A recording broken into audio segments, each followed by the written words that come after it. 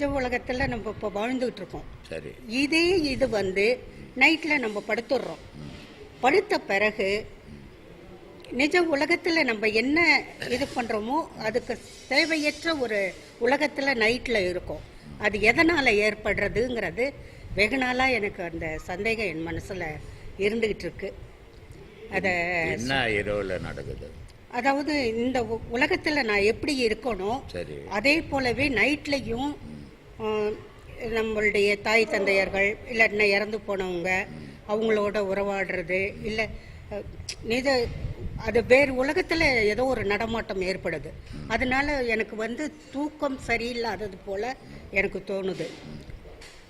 அதனால் அது ஏற்படுதா இல்லை அது எதனால் அந்த இது ஏற்படுதுன்றது எனக்கு தெரியல. இந்த மனம் இருக்குது, அது வந்து ரொம்ப பொல்லாதது, ஆனால் ரொம்ப தங்கமானது. அந்த மனம் என்ன பண்ணும், நம்மளை பரிசுத்தமாக வச்சுக்கும், நம்மளை அசுத்தத்திலும் தள்ளும். இந்த மனத்தினுடைய எண்ணங்கள் கோர்வையாகும். எண்ணங்கள் கோர்வையாகும் போது அதில் எண்ணம் கருத்துன்னு ரெண்டு உருவாகும். கருத்துன்றது வந்து மூளையில் பதிஞ்சிடும், எண்ணம்ன்றது மனசோட கலைஞ்சிடும்.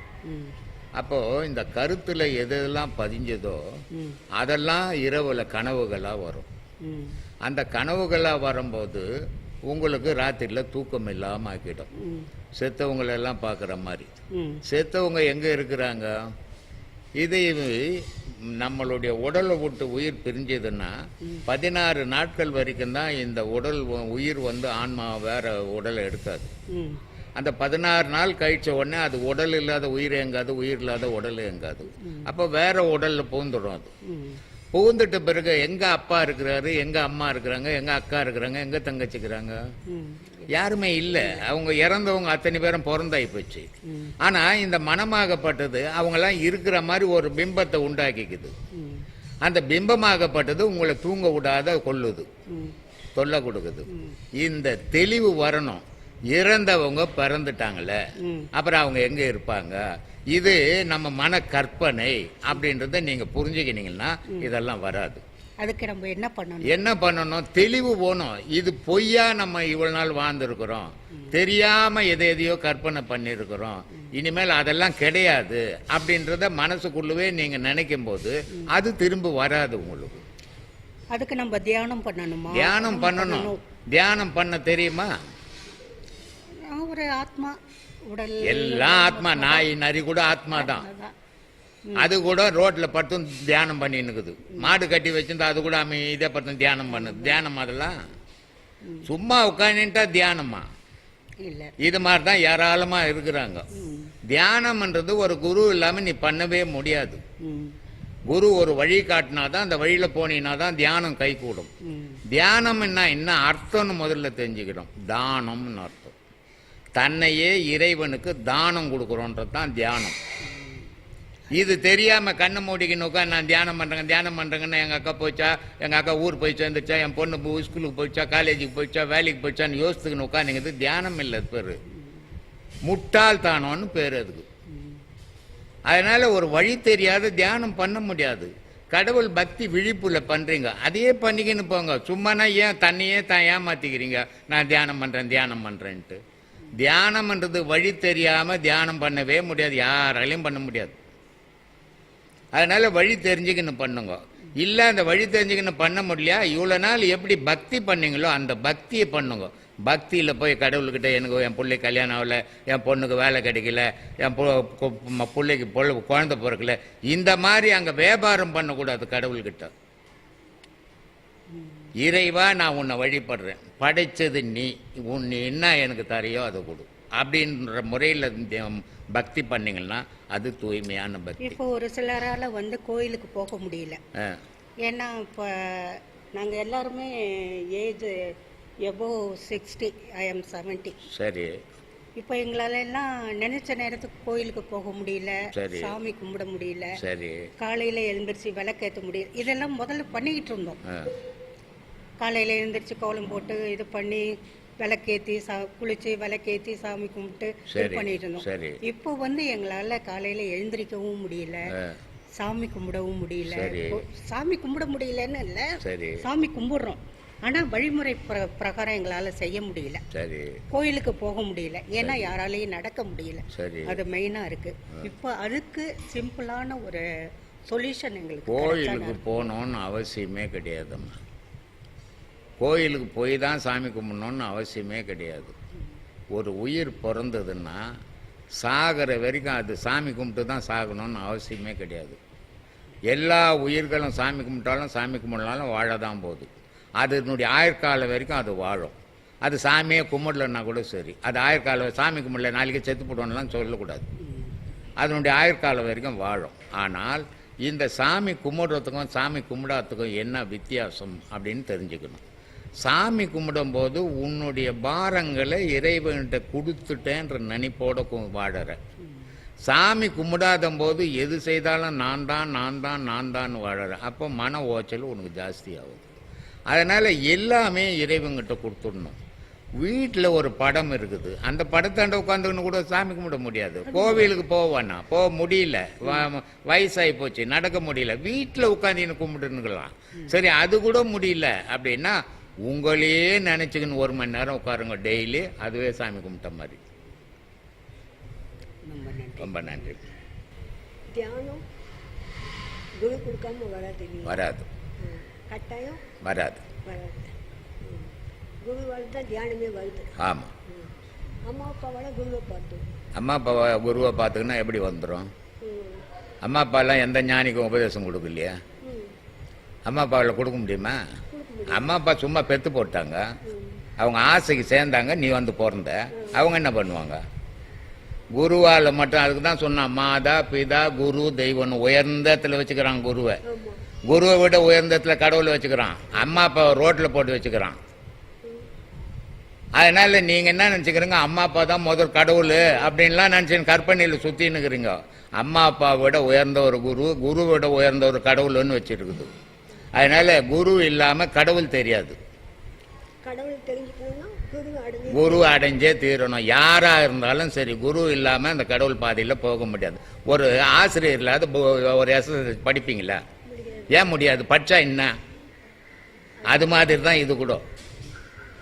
குரு இல்லாமல் ஒரு ஞானம் பெற முடியாது. கடவுள் வழிபாட்டில் தியானம் பண்ண முடியாது. யாராலையும் அது பண்ண முடியாது, சாத்தியமே கிடையாது அது. அதனால் குருக்கிட்ட போய் அதை எப்படி செய்யணும் ஏது செய்யணும்னு போனால் தான், அவங்க சொல்லிக் கொடுக்குற பாதையில் போனால் தான் அதை அடைய முடியுமே தவிர இல்லாத அடைய முடியாது. கற்பனையில் உட்காந்துக்கலாம், கண்ணு மூடிக்கணும் 1 மணி நேரம் கூட நான் தியானம் பண்ணுறேன்ட்டு. கோயிலுங்களில் பண்ணால் மூளைக்கு உட்காந்துப்பாங்க, கண்ணு மூடின்னு உட்காந்துப்பாங்க. மணி 8 ஆகி போச்சு, என் பொண்ணு ஸ்கூலுக்கு போச்சா தெரியல, என் பொண்டாட்டி சோறு ஆக்கிட்டாலே தெரியலையான்னு யோசிச்சுன்னு இருப்பாங்க. அது என்ன தியானம்? அது தியானம்ன்றது உன்னை நீ மறந்து போகிறது, உன்னை இழந்துடுறது தியானம். அதான் தியானம். நீ ஞாபகம் மூச்சுக்கினே இருக்கிறது தியானம் கிடையாது. அதுக்கு தான் சொன்னான். அதுக்கு தான் சொன்னான் 5 விதமான தூக்கங்கள் இருக்குது மனுஷனுக்கு. அதில் 3 விதமான தூக்கங்கள் எல்லா மனுஷனாலையும் முடியும், எல்லாருக்கும் நடக்கிற விஷயம். ஜாக்கிரதான்னா மூச்சுன்னுக்கிறது. உறக்கான தூங்குறது. சொப்பனா தூக்கத்தில் கனவு கண்டுனுக்குது. இது 3 எல்லாராலையும் முடியும். அதுக்கு மேலே துரியாதீதம்னு 2 இருக்குது. துரியம்னா தூங்காத தூக்கம், துரியாதீதம்னா ஞானம். இதெல்லாம் குரு இல்லாத கிடைக்கவே கிடைக்காது. நிறைய பேர் அப்படித்தான், நான் தியானம் பண்ணுறேங்க வீட்டில் என்னங்க இருக்கிறாருங்க அவங்க வீட்டுக்காரு தியானம் பண்ணிங்கிறாருங்க. எங்கே தியானம் பண்ணுறது? நான் வந்து கூப்பிட்றது அவருக்கு தெரியுது, அப்புறம் எங்கே இந்த தியானம் பண்ணுறது? அவரு தியானம்ன்றது உடம்பு மேலே பாம்பேறி போனால் கூட தெரியக்கூடாது உனக்கு. ஈ கடிக்குதா எறும்பு கடிக்குதா தெரியக்கூடாது. அதான் தியானம். தியானம்னா தன்னை தானம் கொடுக்குறது தான் இறைவனுக்கு தியானம். அது முடியாமல் கண்ணு மூடி நான் சும்மா நான் எங்கன்னா குருக்கிட்ட போனால் 1000 ரூபாய் போயிடுமே அப்படின்ட்டு உட்காந்துருந்தா உட்காந்து இருக்கணும். இல்லைம்மா, நிறைய பேர் அப்படி இருக்கிறான். இங்கேயே வந்து கேட்குறானே, சும்மா உபதேசம் கொடுத்தா வாங்கிக்கிறேன்ட்டு. எங்கேருந்து வர கோயில் சொல்லு? எனக்கு ரோட்டில் உட்காந்து ஒருத்தனுக்கோசம் ரோட்டில் உட்காந்து கொடுக்க முடியுமா? இந்த மாதிரி மூடனுங்க இருக்கிறானுங்க. அதனால் சொல்கிறேன் இதை. அதனால் தியானம்ன்றது அவ்வளோ ஈஸியான விஷயம் இல்லை. தன்னை மறக்கிறது தான் தியானம். தான் வீழ்ச்சிக்குனுக்குது தியானம் கிடையாது. அதுதான் தியானம். அது பண்ணணும்னா குரு இல்லாமல் பண்ண முடியாது. குரு சொல்லி கொடுக்குற பாதையில் போனால்தான் பண்ண முடியும். குரு இருந்தால் மட்டும் பண்ணிட முடியாது. குரு சொல்லி கொடுக்குற பாதையில் நீ பயணம் பண்ணால்தான் சாதிக்க முடியும். அதனால குரு சொன்னாருங்க, எனக்கு தியானம் வந்துச்சுங்கன்னா ஒருபோதும் வராது. குரு சொல்லி கொடுத்த மாதிரி நீ போகணும், அப்பதான் தியானம் வரும். அதனால அந்த மாதிரி போனீங்கன்னா தியானம் பண்ணலாம். உங்க மன அமைதி ஏற்படும். எந்த துன்பமோ இன்பமோ அது சகிச்சுக்கும், தாங்கிக்கும். சின்ன சின்ன துக்கம் வந்துச்சுன்னா கூட நம்ம தோண்டு போயிடுறோம். சின்ன சின்ன சந்தோஷமான விஷயம் தான் தலைகருவமா ஆடுறோம். இதெல்லாம் அதில் இருக்காது. அப்போ சந்தோஷமும் இல்லை, துக்கமும் இல்லை, அமைதி இருக்குது. அந்த அமைதியை தேடுறது தான் கடவுள் வழிபாடு. சும்மா இப்ப சாமி கும்பிடுறது அது தேவைம்மா, தேவை. கடவுளை கும்பிடுறது தேவை. அது இப்போ உங்க பையன் இருக்கிறான், பிறந்த உடனே ஒரு எலிமெண்ட்ரி ஸ்கூல்ல எடுத்து போய் சேர்க்குறீங்க. சேர்த்தீங்கன்னா 1ஆம் கிளாஸ் படிக்கிறான், அப்புறம் 2ஆம் கிளாஸ் சேர்க்குறீங்க, 3ஆம் கிளாஸ் சேர்க்குறீங்க. அந்த 1ஆம் கிளாஸ்லேயே அவன் ஃபெயில் ஆகிட்டான்னா என்ன பண்ணுறீங்க, வேறு ஸ்கூலில் எடுத்து போய் சேர்க்குறீங்க, இங்கே சரியாக சொல்லி கொடுக்கலன்ட்டு இல்லையா? அது ஏன் 1ஆம் கிளாஸே படிச்சுன்னு இருந்தா 10 வருஷம் படித்தா என்ன? அது மட்டும் வயிற்றுக்கு படிக்கிற படிப்பே மாத்துறீங்கள, வாழ்க்கைக்கு படிக்கிற படிப்பை மாத்தவானாவா?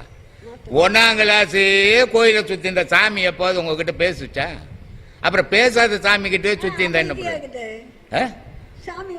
ஆமா, அமைதியா தான் இருக்கும். அப்புறம் வெளியே போனவொன்னே ஆரவாரம் ஆயிடும். அங்க சாமியாண்டு தான் அமைதியா இருக்கான்.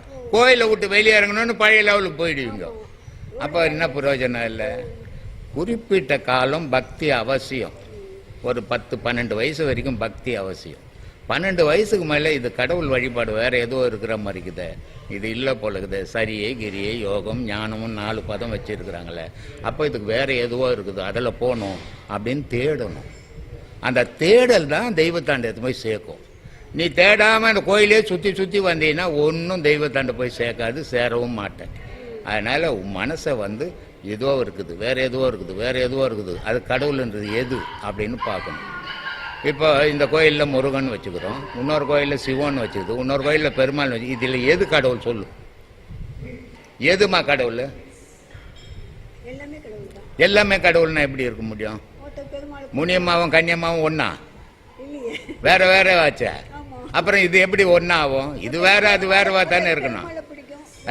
கன்னிமா ஒரு குழந்தை குட்டி பெற்று ஒரு குடும்பம் பண்ணிக்கிறாங்க, முனியமா ஒரு குழந்தை குட்டி பெற்று குடும்பம் பண்ணிங்க. அது வேற குடும்பம், இது வேற குடும்பம் தானே.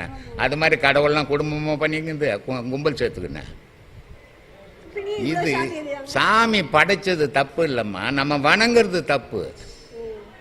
ஒவ்வொரு மனுஷன் இப்போ உனக்கு 4 குழந்தை பிறகுன்னா 4க்கும் உன் குழந்தை தான். ஒரே பேரை வைக்கிறதுக்கு 4 பேர் வைக்கிறல்ல. அது மாதிரி அவன் கடவுளை வழிபடும் போது அவன் மனசுக்கு எது தோணுச்சோ அந்த பேரை வச்சுக்கிறான். கடவுள் ஒன்று தான். கடவுள்ன்றது உலகத்தில் ஜாதி மதம் இனம் கோலம் கோத்திரம் மொழி அதெல்லாம் கிடையாது கடவுளுக்கு. இதையெல்லாம் கடந்ததான் கடவுள். அதனால மனசு மாறிச்சு, மதங்கள் தோன்றிச்சு, கடவுளுங்களை பிரிச்சுக்கணும். நீ ஒரு கடவுளை குழந்தையா நினைச்சுன்னா அது குழந்தையா இருக்கும். அப்ப நீ கோயில் கட்டும்போது குழந்தை கோயில் கட்டிடுவேன். நான் கடவுளை கும்பிடும்போது ஒரு முதியவராக நினைச்சேன்னா அது முதியவராக காட்சி தரேன். அப்ப நான் ஒரு பெரிய ஒரு கோயில் கட்டிடுவேன். அப்போ என் மனம் கடவுளை எதுவா விரும்புச்சோ கடவுளை அதுவா அங்க ஆகுது இல்லையா?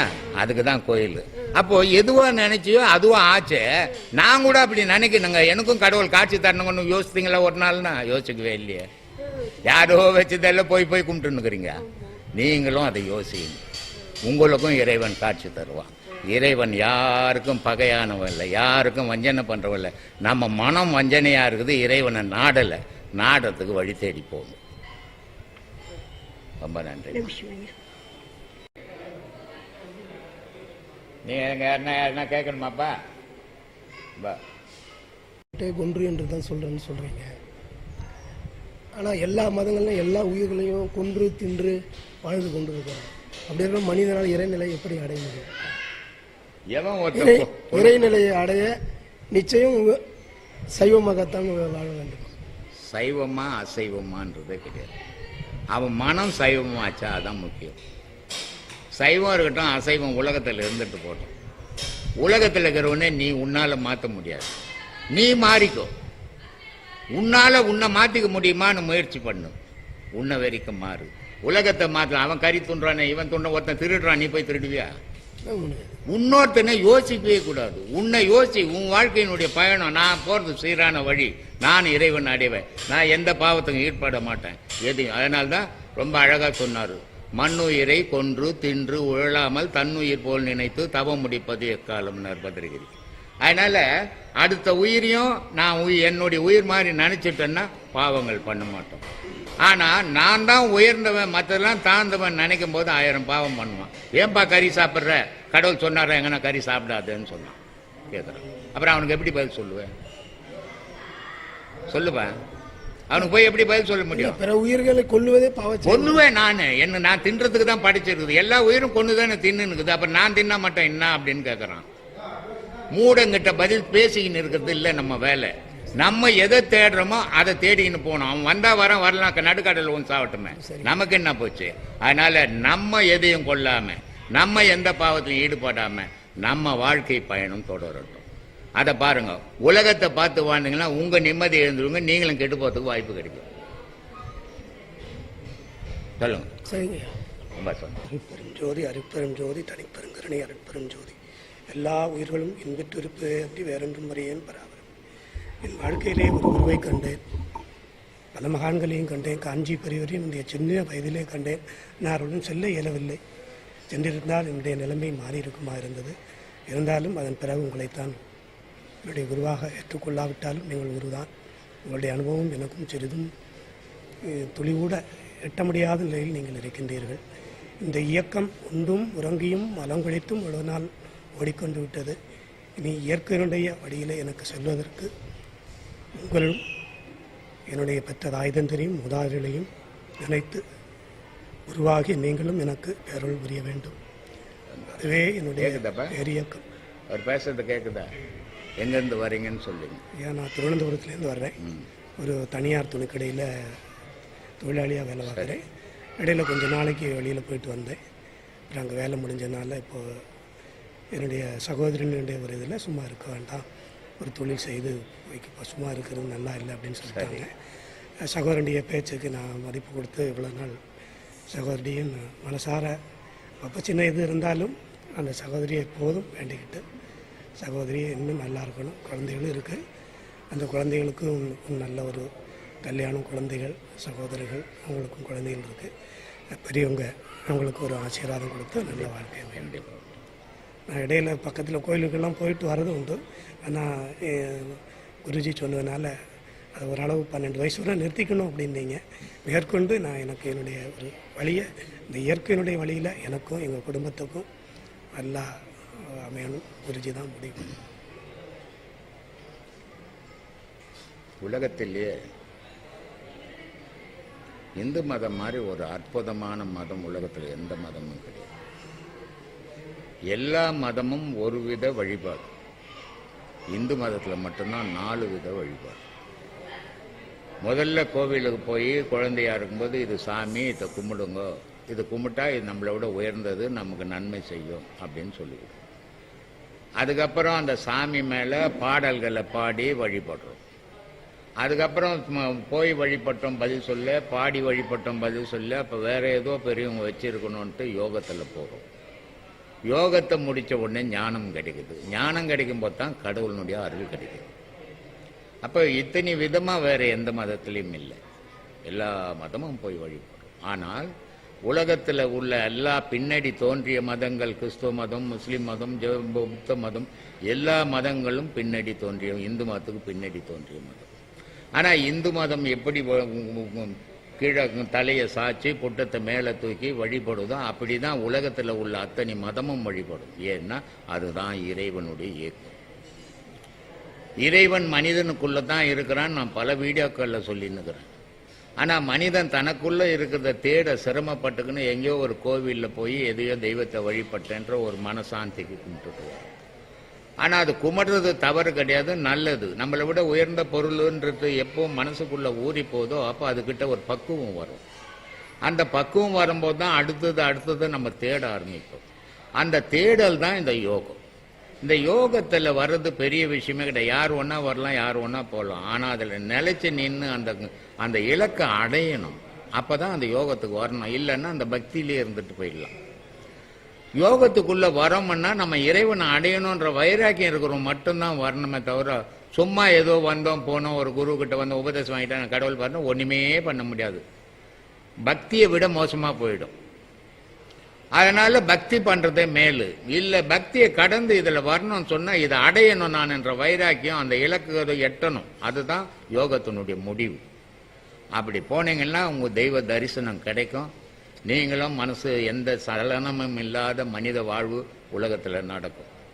அந்த போகாம பக்தியா இருந்தாலும் சரி வேற எந்த வழியா இருந்தாலும் சரி மனசலனம் ஏற்படும். அந்த மனசலனம் ஏன் ஏற்படுதுன்னா மன உறுதிப்படாது. கண்டதை கற்பனையில தெரியும் போது மனசலனம் வரும். ஆனா கண்டதுல தெரியாத கடவுள் ஒண்ணுதான், இது நமக்குள்ளதான் இருக்கின்ற உறுதி வரும்போது அந்த சலனம் நம்மளை விட்டு போயிடும். அதனால அந்த மாதிரியான வழியில நீங்க பின்பற்றி வரும்போது உங்களுக்கு எல்லாருக்கும் நல்ல அருள் கிடைக்கும். இறைவனை முழுமையா நம்புங்க. உங்களை முழுமையா நம்புங்க. கற்பனை வாழ்க்கையிலிருந்து வெளியே வாங்க. நிஜ வாழ்க்கையில வாழ தெரிஞ்சுக்கோ. அதுதான் கடவுள் வழிபாடு, கடவுளுக்கு உகந்த வழி. அதில் பயணம் பண்ணும்போது யாருக்கும் எந்த கெடுதலும் வராது. எல்லாரும் நல்லா இருப்பீங்க. இது இறைவனுடைய அருள். இனி நம்ம கோயிலுக்கு போகணும் அப்படிங்கிற இதில் ஒன்றும் தொடரணுங்கிற அவசியம் உண்டா அப்படிங்கிறது? இதில் வந்துட்டு இந்த பாடத்தை பண்ணீங்கன்னாவே நீங்கள் தானாகவே கோயிலுக்கு போக மாட்டீங்க. யாரும் சொல்ல வேணாம். கோயிலுக்கு போவான்னு எந்த குருவா சொல்லுவேன்னா சொல்ல மாட்டாங்க. ஆனால் நீங்களே கோயிலுக்கு போக விரும்ப மாட்டேங்க. ஏன்னா கடவுள் வெளியே இருக்குதுன்னு தேடுற வரைக்கும் எல்லா கோயிலும் சுற்றுவீங்க. கடவுள் உங்களுக்குள்ளே இருக்குதுன்னு தெரிஞ்சிட்டதுக்கு அப்புறம் எந்த கோயிலுக்கும் போக மாட்டாங்க இல்லையா? அதனால தான் சிவவாய்க்கு ரொம்ப அழகாக சொல்கிறாரு, என்னிலே இருந்த ஒன்றை யான் அறிந்ததில்லை. எனக்குள்ள இருக்கிறது நான் தெரிஞ்சுக்கல. ஆனா எனக்குள்ளவே இருந்ததை நான் தெரிஞ்சுக்கின பிறகு கண்ட கோவிலை கையெடுத்து கும்பிடுவதில்லையேன்ட்டு. ஏன்னா அதுக்கு தான் சொன்னார், ஊன் உடல் ஒரு பெருங்கோயில், உள்ளம் ஒரு ஆலயம், கள்ள புனல் நீக்கி கருத்தோடு இருப்போருக்கு தெல்ல தெளிவான பரஞ்சோதி தோன்றும். கடவுள் என்றதை நீ இதயத்தை வெள்ளையாக்கினா கடவுளை நீ பார்க்கலாம். ஆனா இதயத்தை வெள்ளையாக்காம கருப்பாக்கினா இருள கடவுளை பார்க்க முடியாது அப்படின்ட்டு. அதனால மனசை தூய்மைப்படுத்துங்க. இறைவனை முழுமையா நம்புங்க. இறப்பு பிறப்புன்றது இயற்கையான விஷயம். 10 வாட்டி நான் பிறந்தாலும் மனிதனா நான் பிறக்கணுன்ற நம்பிக்கையோட வாழுங்க. நம்ம கண்ணெதிர ஆடு இருக்குது, மாடு இருக்குது, நாய் இருக்குது, நரி இருக்குது, பல உயிரினங்கள் வாழுது. நம்ம அதுவா பிறந்துட்டு இருந்தா கடவுள்ன்றது ஒன்று தெரிஞ்சுக்கணும்னு விரும்புவோமா? இல்லை தெரியுமா? தெரியாமையே போயிருக்கோம். அப்போ இந்த உயிரினங்கள் எல்லாம் கடந்து வந்து தெய்வத்துக்கு அடுத்தபடியா இருக்கிறது மனித உடல். கடவுளுக்கு அடுத்தபடியா உயிரினங்கள்ல 84,000 உயிரினங்கள் இருக்குது. 84,000 உயிரினங்கள்ல கடவுளுக்கு அடுத்தபடியா இருக்கிற உயிரினம் மனித உயிரினம். அந்த மனிதனுக்குள்ள இறைவன் இருக்கிறான். அதனாலதான் நான் ஒரு வீடியோவில் கூட சொல்லியிருப்பேன், உலகத்துல உள்ள அத்தனை ஜீவராசிகளும் குனிஞ்சு நடக்கும், மனித மட்டும்தான்டா நிமிர்ந்து நடப்பான் அப்படின்னு. ஏன் மனித மட்டும் நிமிர்ந்து நடனா இறைவனே மனிதனுக்குள்ள தான் இருக்கிறான். மனித உருவத்தை பார்த்து தான் கோவில் சிலைகளை வடிச்சிருக்குது. ஆனா அது அறியாமையில் இருக்கும்போது அதை காட்டுறோம். ஆனா அதை அறிஞ்ச பிறகு தனக்குள்ள தான் தேடணும். தேடி தான் தனக்குள்ள அடங்கும் போது இறைவன் தெரிவான். அதனால்தான் சொன்னான், மண்மனம் எங்குண்டு வாய்வு அங்குண்டு, மண்மனம் எங்கில்லை வாய்வு அங்கில்லை, மண்மனத்துள்ளே மனோல. நீ கடவுளை எங்க தேடி உன் உயிரும் அங்கதான் போய் நிற்கும். கடவுளை நீ அங்க இல்லைன்னு சொன்ன உன் உயிரும் அங்க இல்லை. ஆனா நீ உன் மனசுக்குள்ளே இருந்து நான் ஆனந்தமா நீ வாழலாண்டா அப்படின்னுட்டான். அதனால தனக்குள்ள இறைவனை தேடுங்க. ஏன்னா வயசுன்றது ஒரு 15 வயசு 20 வயசு வரைக்கும் கூட வெளியே கோவில்களில் தேடலாம், தவறு இல்லை, பக்தி அது. ஆனா அதுக்கு மேலேயும் தேடிக்கினே இருந்தா அது அறியாமை ஆயிடும். ஒரு குழந்தைய ஒரு 10 வருஷம் 1ஆம் கிளாஸ்ல படிக்க வைப்போமா? நம்ம மனம் ஏத்துக்குமா? அடுத்தது அடுத்தது அடுத்தது படிக்கணுன்றமே. அதே மாதிரி இறைவனுடைய வழிபாடும் அடுத்ததுன்னு போகணுமே, போக மாட்டோன்றமே. சரியான வழிகாட்டுறதுக்கு கோடி பேர் வந்தான். ஆனா இந்த மக்கள் ஏத்துக்கல. அதை யார் வழிகாட்டல? விரும்பி போறது எல்லா மகான்களும் அதை தான் சொன்னாங்க. ஆனா இந்த மக்களுடைய மனசு ஏத்துக்க மாட்டேன். காரணம் என்ன? ஆசைன்றது அடுத்தவனை பார்த்தே வாழும்போது நமக்கு தெரியாம போயிடுது. நம்மளை பார்த்து வாழும்போது அடுத்தவன் தெரியாமையே போயிடுவான். அதனால நம்மளை பார்த்து வாழ கத்துக்குங்க. அந்த வாழ்க்கை அமைதியா இருக்கும். எனக்கு கல்விங்கிறது கிடைக்கவே இல்லையா? என்ன காரணம்? அதை நாங்கள் தான் கல்வி 1ஆம் கிளாஸ் கூட படிக்கவே இல்லை. ஸ்கூல் வாசப்படி கூட மெரிச்சதில்லை. ஆனால் வாழ்க்கையில் எல்லாம் செய்துன்னு வந்துட்டேன். அதனால் கடந்த காலத்தை யோசிக்காதீங்க. இனிமேல் நம்ம என்ன செய்ய போகிறோம். ஏன்னா இப்போ நீங்கள் படிக்கல, இனிமேல் போய் படிக்க முடியாது. அதனால் அதை யோசிக்கக்கூடாது. நான் இவ்வளோ நாள் பணம் சம்பாதிக்கவில்லை, இனிமேல் சம்பாதிக்க முடியும், அது வருமா? வராது. இவ்வளோ நாள் எனக்கு இளமை போயிடுச்சாங்க, இனிமேல் முதுமை வந்துடுச்சு, இனிமேல் இளமை வருமா? வராது. எதையுமே நடந்ததை மறந்துடுங்க, நடக்க போறதை நினைங்க. அதுதான் உங்க வாழ்க்கைக்கு உகந்ததா இருக்கும். நடந்ததை நினைச்சீங்கன்னா துக்கம் தான் மிஞ்சும். அதனால அதெல்லாம் விட்டுடுங்க. இனிமேல் இருக்கிற வயசுக்குள்ள நான் இறைவனை பிடிக்கணும், அதுக்கு என்ன செய்யணும், அதை தேடி பயணம் பண்ணுங்க. அதான் உங்க வாழ்க்கைக்கு நல்லது. ரொம்ப சந்தோஷம்.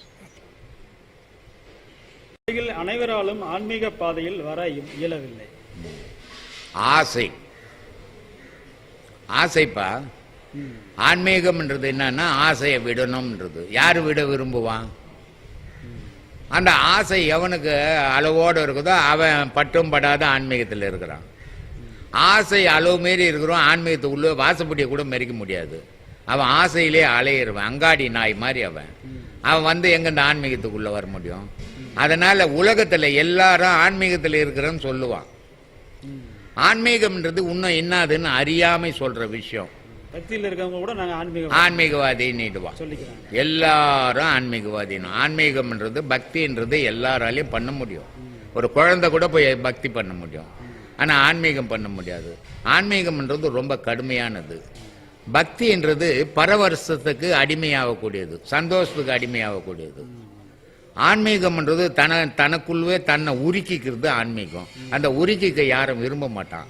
விரும்பாததால அவன் ஆன்மீகத்துக்கு வர முடியல, பக்தியில் இருக்கிறான். அதனால உலகத்துல எல்லாரும் வந்துட முடியாது, எல்லாரும் மகான் ஆயிட முடியாது. ஆனால் நான் சொல்றது என்னன்னா, நீ மகான் ஆவாத, பெரிய கடவுள் ஆவாத, மனுஷன் ஆவனா தைரியமா வாழணும்னா இந்த கலை உன்னுடைய மூச்சோட நீ ஒன்றி வாழ கத்துக்கணும். அப்பதான் நீ தைரியமா வாழ முடியும்.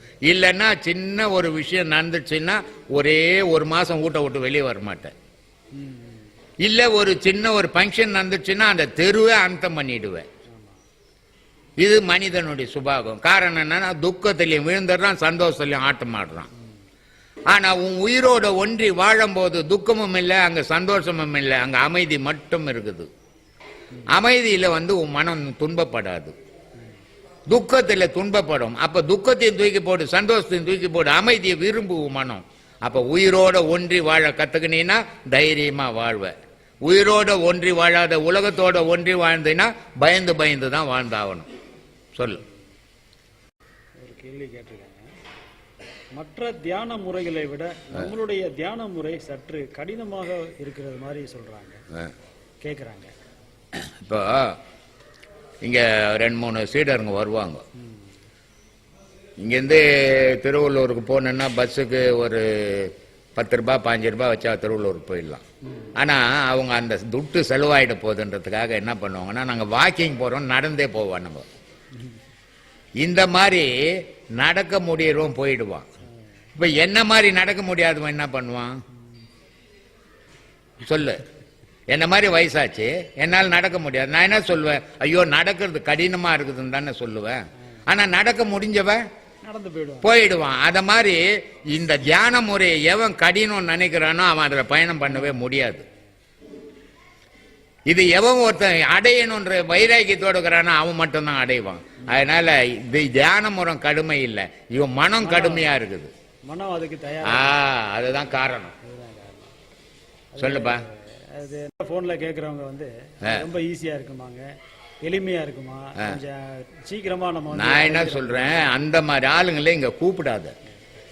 இந்த மாதிரி கேள்விகள் நிறைய கேட்கும்போது நான் என்கிட்ட இந்த மாதிரி கேள்வி கேட்கறவங்க நான் ஓப்பனா சொல்றது, இது ரொம்ப கடுமையா இருக்கும். மற்ற தியானம் மாதிரி இருக்காது, இது கடுமையா இருக்கும், தயவு செய்து வராதிங்க. ஏன்னா இது ஒண்ணு அரசியல் கட்சி இல்ல, கூட்டம் கூட்டிக்கிறது இல்ல. 4 பேர் இருந்தாலும் சரியா உண்மையானவனா இருந்தா போதும். அதனால அவன் வரும்போது இது ஈஸியா இருக்குமா கஷ்டமா இருக்குமான்னு கேள்வி கேட்கறான்னா அவன் போக மாட்டான். அவனை வரவானான்னு சொல்லிடுறது நல்லது. நான் பல வீடியோக்கள்ல கூட சொல்லிக்கிறேன், தயவு செய்து இந்த தாய் இங்க இந்த சாமியார்கிட்ட போறோம், இந்த கோயிலுக்கு போறோம், எங்க கிளாஸுக்கு போறோம், என் வீட்டில் நல்ல காரியம் நடக்கணும், என் வீட்டில் நிலைமை சரியில்லை, எனக்கு தகுடு கொடுப்பாரா, தாய்த்து கொடுப்பாரா, விபூதி கொடுப்பாரா அப்படி நினச்சிக்கின்னு இந்த பக்கம் வராதீங்க. இது அதுக்கெல்லாம் இடம் இல்லை. இது இறைவனை பற்றி மட்டும் தெரிஞ்சுக்கிறது, உங்களை பற்றி மட்டும் தெரிஞ்சுக்கிற விஷயம் இது. இது கடினமா ஈஸியான்றதை நீ தான் முடிவு பண்ணணும், மற்றவங்க முடிவு பண்ண முடியாது. அதனால ஈஸியான வழிகள் ஏராளமா இருக்குது. அந்த மாதிரி இடத்துக்கு போயிடுங்க, இங்க வராதிங்க தயவு செய்து. ஏன்னா வந்துட்டு ஓடி போறதை விட வராதுங்கிறது மேலும். ஒரு கல்யாணம் பண்ணிக்கலாமே பிரம்மச்சாரியாவே இருந்துடலாம், கல்யாணம் பண்ணிக்கின்னு பொண்டாட்டி ஓடி போட்டால்னா அதை விட வருத்தம் எதுவுமே கிடையாது. அது மாதிரி இங்க வந்துட்டு ஓடி போறோம், கல்யாணம் பண்ணி ஓடி போற மாதிரி அவன். அது மாதிரி ஆளுங்க வராம இருந்தா சந்தோஷமா இருக்கும் எனக்கு.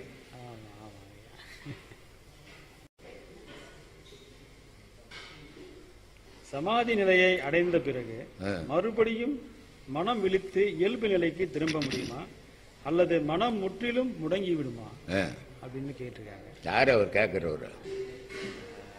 கேட்கிறவர் யாருப்பா? பாலன் எழுதி கொடுத்துருக்காரு. சமாதி நிலைன்னா என்னது அது முதல்ல சொல்லுங்க. மனமற்ற நிலை. மனமற்ற நிலை. சரி, மனமற்ற நிலை.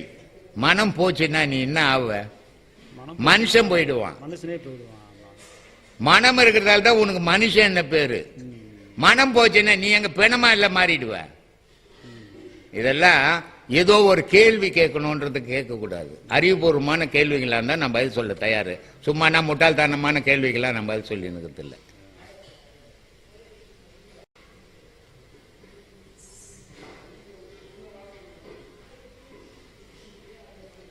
பிறவியின் பயன் என்ன?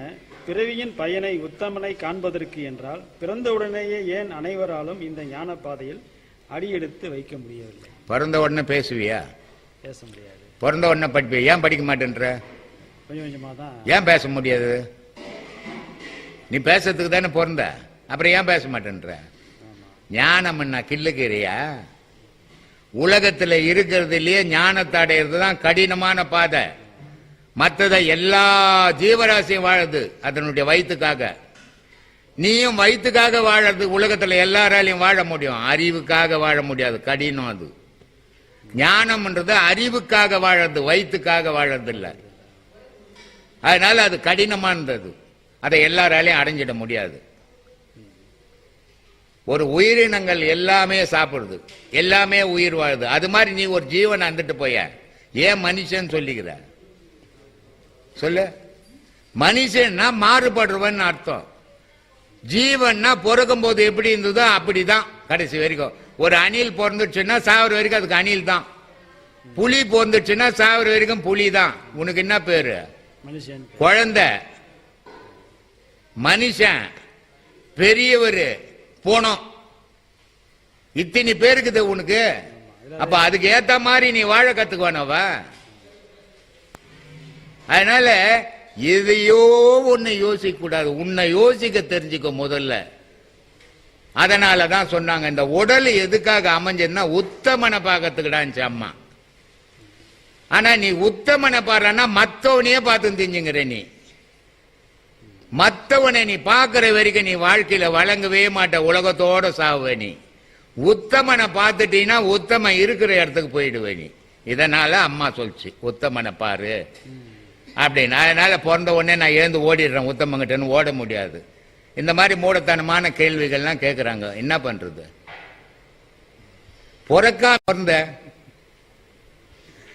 பிறந்து கடவுளை கஷ்டப்பட்டு தேடுறதை விட பிறக்காம அப்படியே போயிட்டேன். முடியுமா? முடியாது.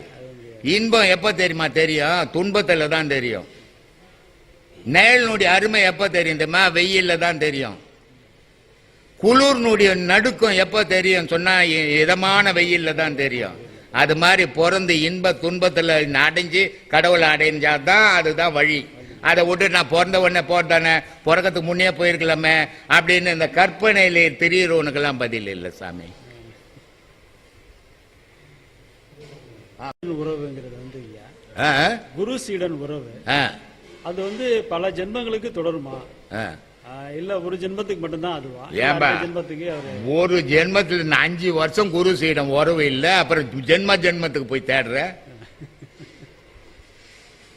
இந்த மாசம் வந்த சீடன் அடுத்த மாசம் இல்ல, தொடர்பு இல்ல, அப்புறம் ஜென்ம ஜென்மத்துக்கு வரானா? அப்படியா போட்ட அற்புதமான சீடன் யார் யாது உலகத்துல? எனக்கு தெரியலையே, நான் இது வரைக்கும் பார்த்ததும் இல்லையா அப்படிப்பட்ட ஒரு சீடனை. புருஷன் பொண்டாட்டி உறவே ஜென்ம ஜென்மத்துக்கு வராதியா? பிள்ளைய தகப்பனுடைய உறவு ஜென்ம ஜென்மத்துக்கு வராதியா? குரு சீடனுடைய உறவு எங்க ஜென்ம ஜென்மத்துக்கு வரும்? இந்த மாசம் வந்துட்டான்னா ஏதாவது ஒரு 2000 ரூபாய் குத்துட்டான்னா அவன் அடுத்த மாசம் அட்ரஸே இல்லாம போயிடறான். நான் போய் 2000 குத்தன்னு சொல்லி தெரியுறான். ஜென்ம ஜென்மத்தை வர ஒரு பௌர்ணமிக்கு இருக்குதா பாரு, பாதி பௌர்ணமி முடியத்துக்குள்ள ஏந்து வீட்டுக்கு போயிடுறான், பொண்டாட்டி போன் பண்ணிட்டாங்கன்ட்டு. அப்புறம் ஜென்ம ஜென்மத்துக்கு எங்க வரும்? கடன் என்ற விஷயத்தை ஆண்கள் மட்டுமே செய்கிறார்களே, பெண்களுக்கு இதில் பங்கு இல்லையா? பித்திருக்கடன் ஏன் பெண்களால செய்ய முடியல, ஆண்கள் மட்டும்தான் செய்யணும் அப்படின்ற ஒரு விதிமுறை வகுத்ததுக்கு என்ன காரணம்? ரொம்ப ரொம்ப அருமையான கேள்வி இது. ஒரு குழந்தை பிறந்துச்சுன்னா அப்பா இன்சில் ஏன் போடணும், அம்மா இன்சில் மட்டும் போட்டா என்ன? யோசனை பண்ணிக்கினே வர. இப்ப போடுறது இல்ல, ஏன் அப்பா இன்சில் போடணும், அம்மா இன்சில் மட்டும் போட்டா என்னான்னு கேட்கறேன் நான். அதுக்கு யோசனை பண்ணி பதில் சொல்லு. வருவேன் என்ன கேட்ட நீ? பித்திரு கடன் ஏன் நான் வந்து ஆண்கள் செய்யறதில்ல, பெண்கள் செய்யறதில்ல, ஆண்கள் தான் ஏன் செய்யணும் அப்படின்னு சொல்லிட்டு கேள்வி. நான் என்ன சொன்னேன்? அப்பா ஒரு பிள்ளைக்கு யாரு அப்பான்னு தெரியுமா பிறந்தா? தெரியாது, அம்மா தான் சொல்லுவாங்க. அப்பா எந்த தாயாவது ஒரு குழந்தை பெத்தா எனக்கு அப்பா இவருன்னு சொல்லுமா? சொல்லுமா? அப்ப யார் சொல்றது? அம்மா தான் சொல்லுவாங்க. அம்மா சொன்னாதான் அப்பா யாருன்னு தெரியும். அம்மா சொல்லாத ஒரு பிள்ளைக்கு அப்பா யாருன்னு கண்டுபிடிக்கவே முடியாது. ஆனா அப்படி இந்த உலகத்துக்கு உருவாக்கி ஒரு அடையாளமா ஒரு உருவத்தை கொடுக்குறா அம்மா. அம்மா அம்மாவனுடைய இன்சில போட்டுக்கிறது இல்லை. யார் அப்பான்னு தெரியாது, ஆனா அப்பாவனுடைய இன்சில உன் பேருக்கு முன்ன போட்டுக்கிறியா? அது எப்படி நியாயம் இல்ல? இப்படிதானே வரும். இதுதான் இந்த மாதிரி கேள்வி எல்லாம் கேட்கறீங்க. நான் பதில் சொன்னா உலகம் எல்லாம் புல்லா சாமி என்ன செக்ஸ் எல்லாம் பேசுறாருன்னு ஆயிப்போச்சு. ஏன் சொல்றேன்னா, நீ ஒரு கடை வச்சுக்கிற, நீ சம்பாதிக்கிற, வீட்டுக்கு எடுத்துன்னு போய் உன் பொண்டாட்டி கிட்ட கொடுத்து சோறாக்குறியா இல்ல நீயே ஆக்கி சாப்பிடுறியா? மனைவி கிட்ட கொடுத்து. ஏன் மனைவி கிட்ட கொடு? நீ சம்பாதிச்ச பணம் நீ வச்சுக்கலாமே. வச்சுக்க முடியாது. எந்த ஆணாலையும் ஒரு பெண்ணு ஆணை கர்ப்பம் தரிக்க வைக்க முடியாது உலகத்துல. ஒரு ஆணால ஒரு குழந்தைய பெற்று அடையாளம் காட்ட முடியாது உலகத்துல. ஆனா ஆணால காட்ட முடியாதுன்றதால ஒரு பெண்ணாலையும் பெற்றுக்க முடியாது ஒரு ஆண் இல்லைன்னா. இல்லையா? ஆணுன்றவன் கொடுக்கிறவன், பெண்ணுன்றவன் வாங்குறவன். வாங்கினதை பாதுகாத்து ஊட்ட சீரும் சிறப்புமா வச்சுங்கிறதும் பெண்ணு கையில. வாங்கினதை உருப்படியா ஆக்கி இந்த உலகத்துக்கு அடையாளமா கொடுக்கறதும் பெண்ணு. ஆனா கொடுத்தவன் ஆணு. இப்ப நான் போய் ஒரு கடன் கேட்கிறேன், இந்தம்மா எனக்கு கடன் கொடுக்குறாங்க, நான் வாங்கினேன். இந்தம்மா உயர்ந்தவங்களா நான் உயர்ந்தவனா? அந்த மாதிரி பெண்களுக்கு கர்ப்பம் தரிக்கிறதுக்கு காரணமா ஆண் கொடுக்குறான். அதனால ஆணுனுடைய இன்சில போட்டுக்கிறான். இதெல்லாம் போய் கேக்குறீங்க. சொல்லு.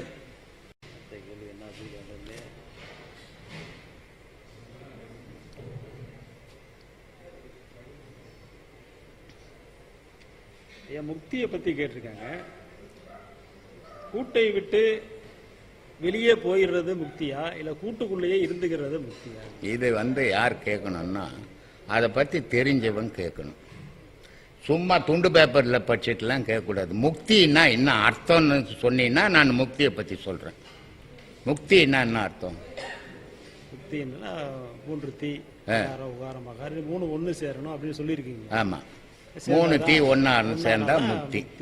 ஆனா மோட்சம் ஒண்ணு இருக்குது இல்லையா?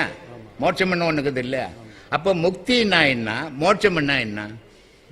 ரெண்டும் ஒன்னா? வேற வேற. நீங்க தான் சாமி சொல்றீங்க. முக்தி வேற மோட்சம் வேறங்களா? முக்தின்றது ஆன்மா வெளியே போய் உள்ள வரும். மோட்சம்ன்றது போச்சுன்னா திரும்பாது. வேற பிறப்பு எடுக்காது. அதுதான் மறுபிறப்பு இல்லாத வாழ்வு, மோட்சம். முக்தின்றது இந்த பிறப்புல என்ன பண்ணும், 3 தீயும் ஒன்று சேர்ந்தா அடுத்த பிறப்புல அது மகானா பிறக்கும். அதான் முக்தி. அவங்க முக்தி அடைஞ்சா கூட மறுபிறப்பு உண்டு. ஆனா மோட்சம் அடைஞ்சா மறுபிறப்பு கிடையாது. ஆனா எல்லாரும் சொல்லுவாங்க அவர் முக்தி அடைஞ்சிட்டாருங்க அப்படின்வாங்க. முக்தி அடைஞ்சா மறுபிறவுல சுத்த பிறப்பு, ஞான பிறப்பு பிறப்பான். ஆனா அந்த ஞானத்திலிருந்து மோட்சம் அடைஞ்சான்னா திருப்பி வரமாட்டான். மோட்சத்துக்கு முந்தைய நிலை தான் முக்தி. ஆமா, ஒரு படிநிலை அது.